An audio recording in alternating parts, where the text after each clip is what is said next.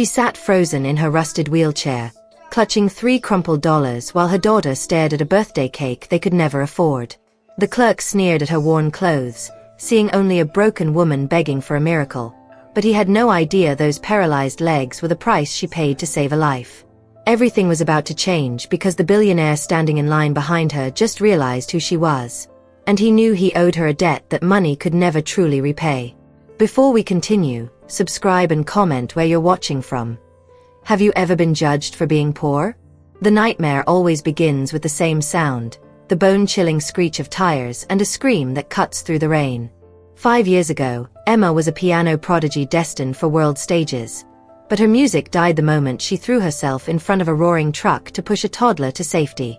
She woke up in a cold hospital bed to a life sentence in a wheelchair and a betrayal that cut deeper than any injury. Her boyfriend looked at her shattered body and her pregnant belly, called her a burden, and walked out without looking back. Now, Emma survives in a drafty studio, teaching piano through a cracked laptop screen just to keep her daughter, Lily, fed. Every meal she skips is a secret kept from the little girl who still calls her a superhero. As they sit in the bakery, the sweet smell of sugar feels like a mockery of her empty pockets. Emma is ready to leave in shame, but she is completely unaware that the wealthy man in the tailored suit has been watching her, his face turning pale as he recognizes the woman who saved his world 5 years ago. The silence in the bakery was heavy, broken only by the cheerful chime of the door as wealthy patrons entered, bringing the scent of expensive perfume and the biting winter air with them. Emma adjusted her grip on the wheels of her chair, her knuckles white from the cold and the sheer effort of staying composed.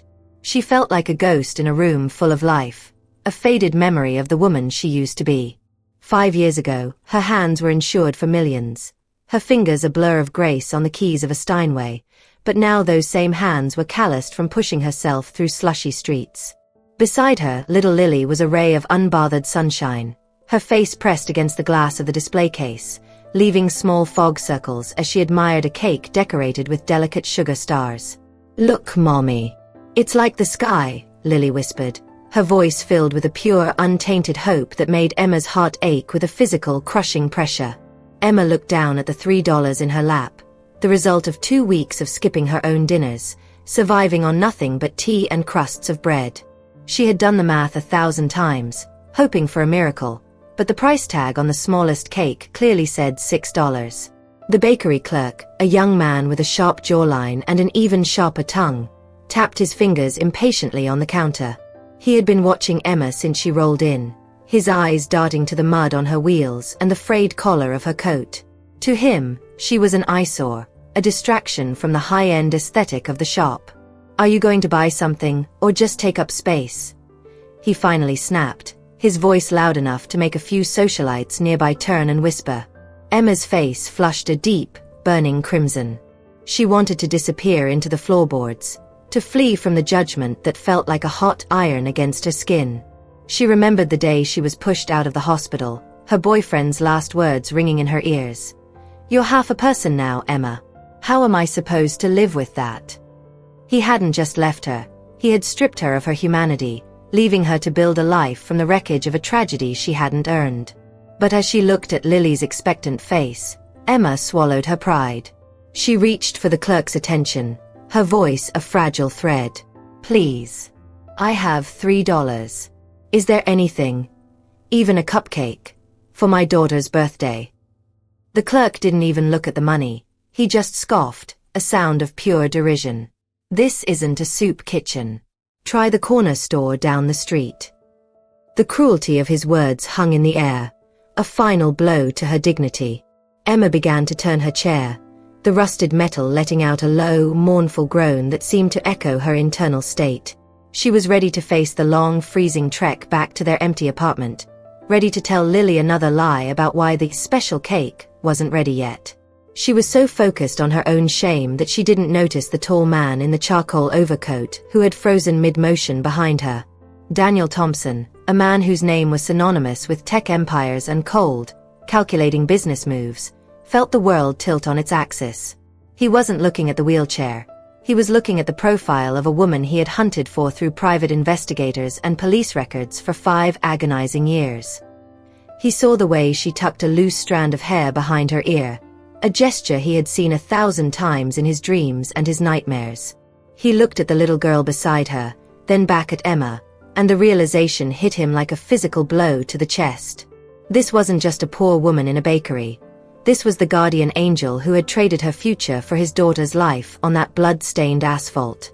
His breath hitched, the expensive leather of his gloves creaking as he clenched his fists, realizing that while he had been building a billion-dollar empire, the woman who saved his world had been starving in the shadows. The air in the bakery grew cold as the silence stretched, but inside Emma, a different kind of storm was raging, one of absolute, soul-crushing humiliation. She stared at the cracked tiles of the floor, unable to meet the eyes of the billionaire standing behind her or the smug clerk who had just crushed her daughter's heart. To the world, she was just a disability check on wheels. But in her mind, she was back on that rain-slicked pavement 5 years ago, feeling the bones in her legs shatter as she threw the toddler to safety. She had traded her ability to dance, to walk, and to perform for a stranger's child. Yet here she was, unable to buy a single piece of bread for her own. Daniel stood paralyzed, his heart hammering against his ribs like a trapped bird. He remembered that day with terrifying clarity, the scream of his daughter, the blur of a blue coat, and the sound of the impact that haunted his sleep for half a decade. He had spent millions trying to find the girl in blue, the nameless hero who had vanished into an ambulance before he could even ask her name. Seeing her now, in a frayed coat that couldn't keep out the winter chill, surviving on the scraps of a society that looked at her with disgust, sent a surge of white-hot fury through his veins. He watched as Emma's hand trembled on the wheel of her chair, her head bowed as she whispered to Lily that they had to leave. The little girl's lip quivered, but she didn't cry. She just reached out and took her mother's hand, a gesture of protective love that broke Daniel's heart into 1,000 pieces. He stepped forward, the heavy thud of his expensive Italian leather boots silencing the whispers of the crowd. The clerk's expression shifted instantly from arrogance to a sickening, fawning smile. "Sir, so sorry for the wait," the clerk stammered, reaching for a gold-trimmed box. "I'll have your custom order ready in just a second. I was just clearing out the, distractions." Daniel didn't look at the clerk. He didn't look at the display cases. His eyes were locked on the back of Emma's head, noticing the way her shoulders shook with suppressed sobs. "You forgot something," Daniel said, his voice a low, vibrating growl that made the clerk freeze mid-motion. The entire bakery went still. Emma stopped turning her chair, her breath hitching in her throat. She didn't recognize the voice, but the authority in it was undeniable. Daniel reached out, his hand hovering just inches from Emma's shoulder before he pulled it back, afraid he might break what was left of her spirit.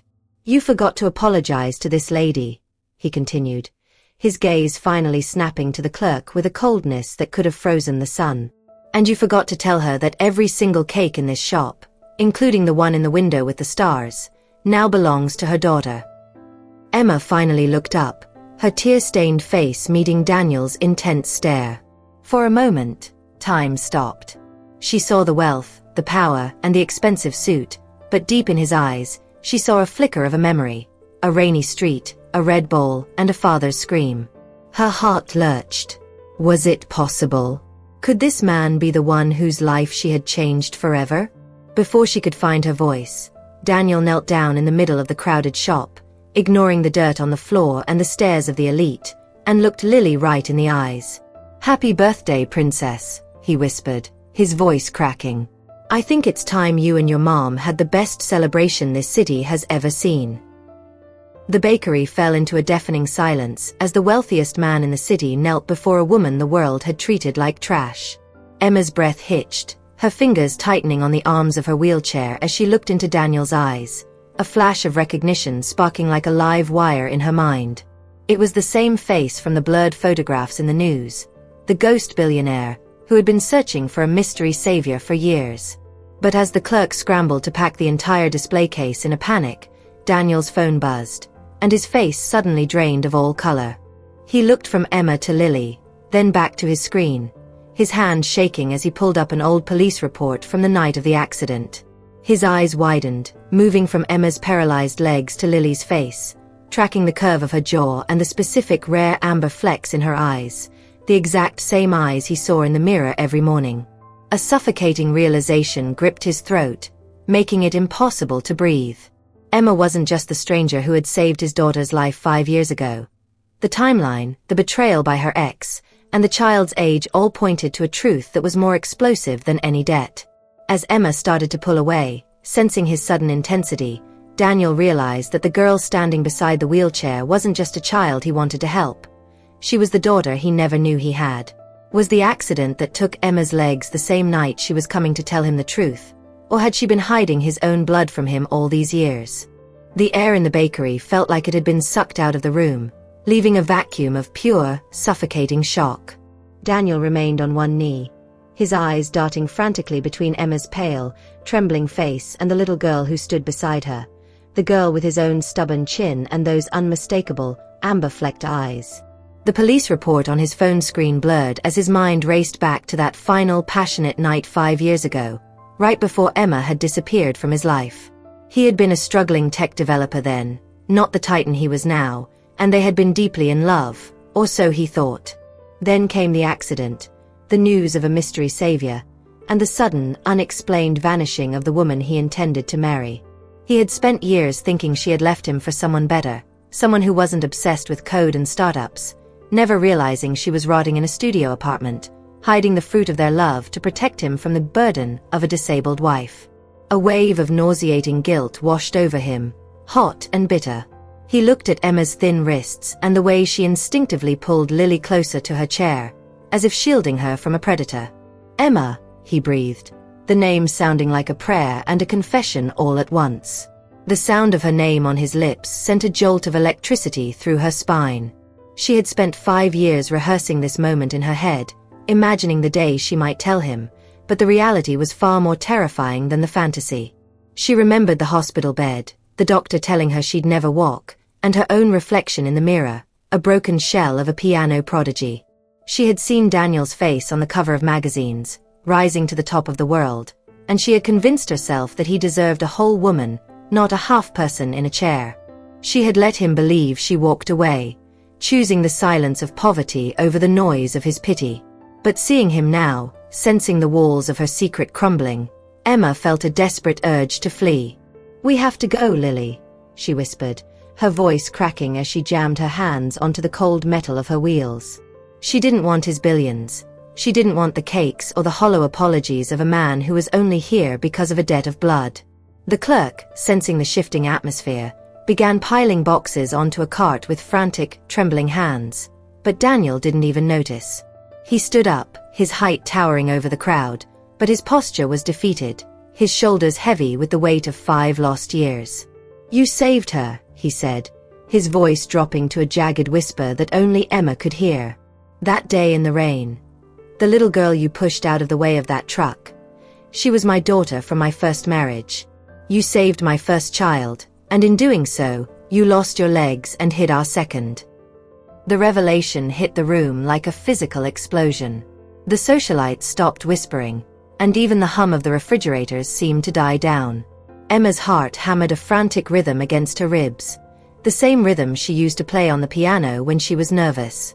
She looked at Lily, who was watching the tall man, with a mixture of confusion and wonder, and then back at Daniel.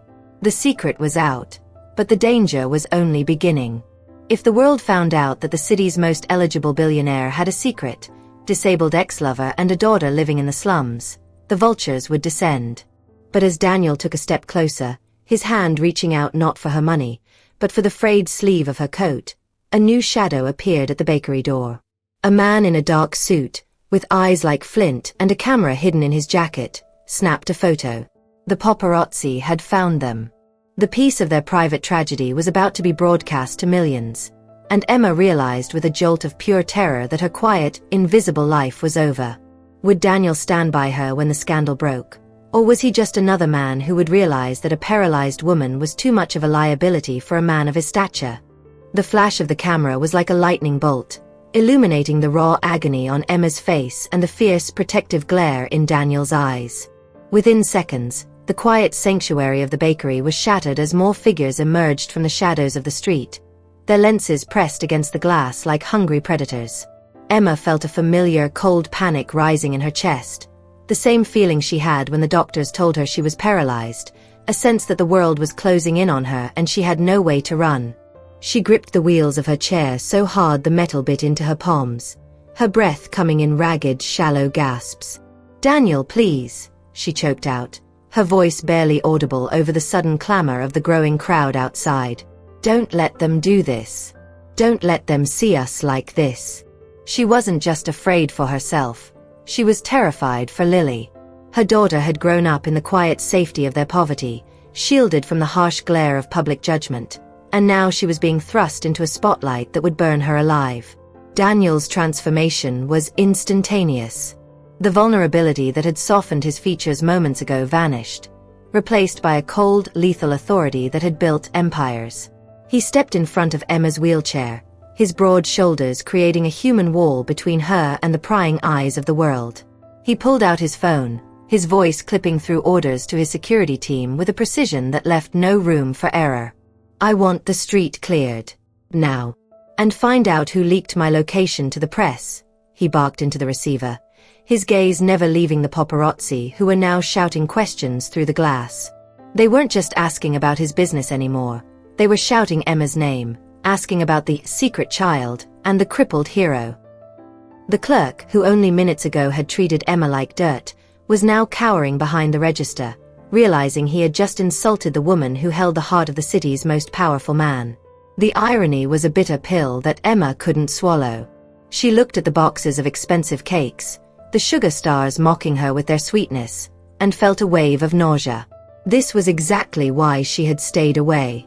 She knew that her life, her broken body, and her struggle would be nothing more than a headline to people like this, a tragic human interest story to be consumed and discarded.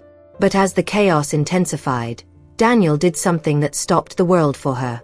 He didn't turn away, and he didn't hide his face. Instead, he reached down and picked up Lily, holding her against his chest with a naturalness that suggested he had been waiting 5 years for this moment. Then he knelt again, his hand covering Emma's trembling one on the wheelchair. "I am not letting you go back to that apartment, Emma," he said, his voice a low, steady anchor in the middle of the storm. "And I am not letting them turn our lives into a circus.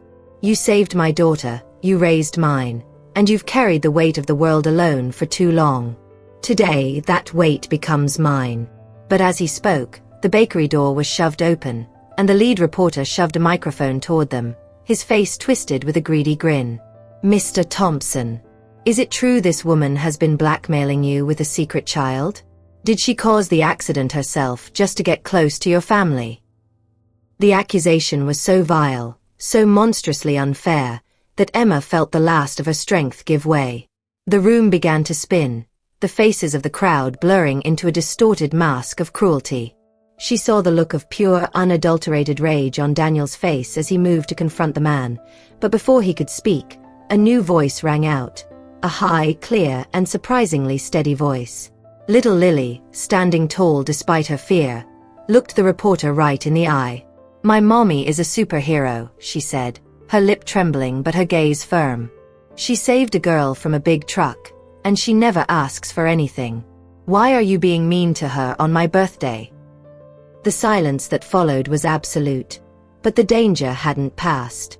In the background, Emma's phone began to buzz in her pocket, a blocked number that had been calling her for weeks. She pulled it out with shaking hands, and as she read the text message, her heart stopped. It was from her ex-boyfriend, the man who had abandoned her. "I see you've found a bigger fish, Emma. Pay me 50 grand by tonight, or I tell the world the real reason you were in that street 5 years ago. It wasn't just a child you were chasing, was it?" The phone felt like a block of ice in Emma's hand as the text message burned into her retinas. The world around her, the flashing cameras, the shouting reporters, and even Daniel's protective presence, smeared into a blur of grey. Her ex-boyfriend, the man who had left her to rot in a hospital bed with a shattered spine and a growing life in her womb, was back to finish the job. His threat was a poison-tipped arrow aimed straight at the fragile hope she had just begun to feel. She looked at Lily, whose small hand was still gripped tightly in Daniel's, and a wave of nausea hit her. If the world believed she had somehow orchestrated the accident, or that she was a manipulative fraud, Daniel's empire would crumble, and Lily would be branded the daughter of a monster. The pressure in the bakery became physical, the air thick with the smell of expensive sugar and the metallic tang of fear.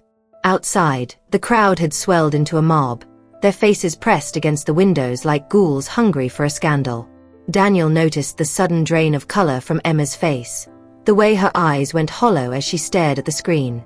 He reached for her, his touch warm against her frozen skin, but she flinched away, her mind trapped in a spiral of what-ifs. She saw the lead reporter's eyes dart to her phone, sensed the vultures circling closer, waiting for any sign of a crack in the story. Every sacrifice she had made, the years of hunger, the silence, the piano music she had buried deep in her soul, was balanced on a knife's edge. Daniel's security team finally breached the front doors, a wall of black suits and stone-cold faces pushing back the tide of cameras, but the real damage was already vibrating in her pocket. The blackmailer sent another message, the chime sounding like a funeral bell. Clock's ticking, Emma. 5 minutes until I go live with the footage. Let's see how much your billionaire loves a hero who was actually a thief. Emma looked up at Daniel, her soul bared in a way she hadn't allowed in 5 years. She saw the man who had built a kingdom, a man who looked at her not with the pity she feared, but with a raw, agonizing devotion. She realized that the truth wasn't just about a rainy night and a speeding truck. It was about the secret she had kept even from herself, the reason she had been on that street, in that neighborhood, so far from the conservatory. She hadn't just been a random passerby. She had been looking for Daniel that night, desperate to tell him about the baby before fear had convinced her she wasn't enough for him. The guilt of her own silence was the real weight she carried, and now it was about to crush them all. The lead reporter, sensing the kill, shoved his way past a guard, his voice a jagged blade. Why won't you answer, Emma? What are you hiding on that phone? Tell the public the truth. Did you stage the accident to trap Daniel Thompson? The question hung in the air, a final, suffocating pressure. The cameras focused, the live stream numbers climbed into the millions, and the world held its breath. Emma looked at her daughter, then at the man she had never stopped loving, and felt the last of her walls buckle. She knew that in the next 60 seconds, she would either have to lose her dignity to save Daniel's reputation, or lose Daniel to keep her secrets. The emotional pressure reached its breaking point as Daniel took the phone from her shaking fingers, his eyes scanning the threats. The silence that followed was the loudest thing Emma had ever heard. He looked at the reporter, then back at the woman in the chair, his face a mask of unreadable granite. Something big was coming, a storm that would either wash away the lies or drown them all in the wreckage of the past. The atmosphere in the bakery was so tense it felt like the very glass in the display cases might shatter. Daniel stared at the blackmailer's message, his jaw tightening until the muscles stood out like iron cords. For a heartbeat, Emma expected him to recoil, to see the scandal and protect his empire. But instead, Daniel did something that silenced every clicking camera in the room. He turned the phone screen toward the lead reporter, exposing the vile threats of the man who had abandoned a pregnant, paralyzed woman. You want the truth? Daniel's voice boomed, vibrating with a power that made the crowd outside stumble back. The truth is that 5 years ago, this woman didn't just save my daughter's life. She protected my soul. She lived in silence and hunger because she didn't want to be a burden to a man who hadn't yet learned that a person's worth isn't measured by their legs, but by the size of their heart. He then turned to the camera, his gaze piercing through the lens to the millions watching. To the man sending these texts, my lawyers are already tracking your signal. You didn't just walk away from a hero. You walked away from the greatest treasure a man could ever have. And you will never touch her life again. The reporter's face turned ashen as the narrative flipped from a scandal to the most epic story of justice the city had ever seen. Daniel knelt back down to Emma's level, ignoring the chaos, and took her face in his hands. No more secrets, Emma. No more hiding in the shadows. You brought music back into my world, and now, it's time I brought it back to yours. The weeks that followed were a whirlwind of transformation that felt like a dream Emma was afraid to wake up from. Daniel didn't just buy her a house. He built a world where her wheelchair was never a barrier. He moved them into a breathtaking home where every room was accessible, but the center of it all was a grand Steinway piano, its keys gleaming in the sunlight. With the best medical specialists money could buy, Emma began an intensive physical therapy journey, not to please the world, but to reclaim the strength she had sacrificed. But the real healing happened in the quiet moments. On Lily's 6th birthday, they didn't go to a bakery. They stayed home, and for the first time in 5 years, Emma's fingers touched the keys of a real piano. The music that poured out wasn't a tragedy. It was a triumphant anthem of survival. The Keys to Hope Foundation was born that year, a music school funded by Daniel and led by Emma, dedicated specifically to children with disabilities, proving that a broken body can still create a perfect melody. The man who tried to blackmail her was arrested and vanished into the obscurity he deserved, while the bakery clerk was fired and replaced by someone who knew that kindness is the only currency that matters.